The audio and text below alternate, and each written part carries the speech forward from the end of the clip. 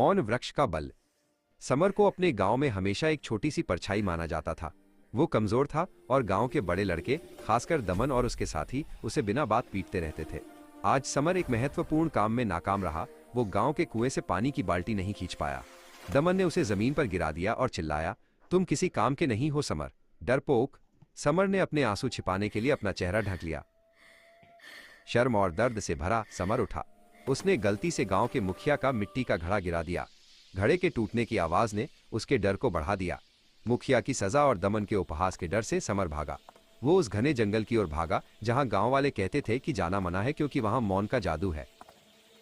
दौड़ते दौड़ते समर जंगल के एक ऐसे हिस्से में पहुंच गया जहां की हवा शांत और ठंडी थी। वहां एक विशाल प्राचीन वृक्ष खड़ा था जिसे मौन वृक्ष कहा जाता था।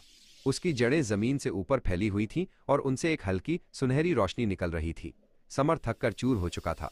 उसने अपनी हथेली एक मोटी जड़ पर रखी और जैसे ही उसने ऐसा किया, एक तीव्र अज्ञात ऊर्जा उसके शरीर में दौड़ गई। दर्द खत्म हो गया। उसकी जगह एक गहरी शांत शक्ति ने ले ली। समर वापस गांव लौटा। उसका शरीर वही था, लेकिन उसकी चाल में एक अजीब सा आत्मविश्वास था।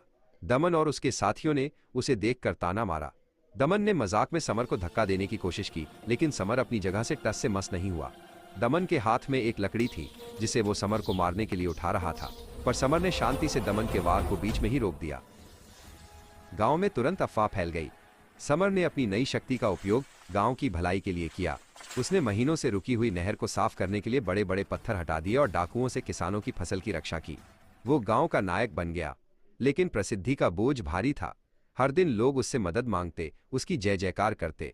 समर को लग रहा था कि वो अपनी ही शक्ति के पिंजरे में कैद हो गया है।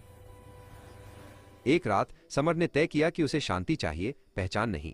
उसने अपनी मामूली पोटली उठाई और चुपचाप गांव से दूर चला गया। उसने फैसला किया कि वो इतनी दूर जाएगा जहां कोई हीरो समर को नहीं जानता हो, बस एक साधारण मजदूर समर हो।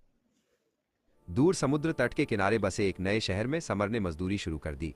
यहीं पर उसकी मुलाकात बेला से हुई। बेला एक सरल और दयालु लड़की थी जो समुद्र की लहरों को निहारना पसंद करती थी। उसकी सादगी और उसकी हंसी ने समर के अंदर की खामोशी को भर दिया। समर ने पहली बार महसूस किया कि ताकत से ज्यादा शांति में रहना ही सच्चा सुख है। लेकिन अतीत की छाया लंबी होती है। दमन, जो गांव में हुई अपनी हार को कभी नहीं भूला था, अब एक क्रूर और शक्तिशाली भाड़े का सैनिक बन चुका था। उसने समर को खोज निकाला। जब उसने देखा कि समर खुश है, तो दमन ने प्रतिशोध की एक भयानक योजना बनाई। बाजार के बीचों बीच दमन ने समर को दुख पहुंचाने के लिए बेला पर वार कर दिया। बेला समर की बाहों में दम तोड़ गई। उस पल समर ने अपनी सारी शक्ति खो दी, लेकिन उसके अंदर एक नई और ज्यादा खतरनाक शक्ति जाग उठी, बदला लेने की आग। उसका दुख इतना गहरा था कि वो मौन वृक्ष की शक्ति से भी बड़ा लगने लगा। उसने दमन को खत्म करने की नहीं, बल्कि उससे सब कुछ छीन लेने की शपथ ली। समर को पता था कि दमन को सिर्फ अपनी ताकत और पहचान प्यारी है। समर ने दमन के किले पर हमला करने के बजाय उसकी प्रतिष्ठा पर हमला करना शुरू कर दिया। उसने दमन के सैनिकों को उसके खिलाफ भड़काया, उसके खुफिया रास्तों को उजागर किया।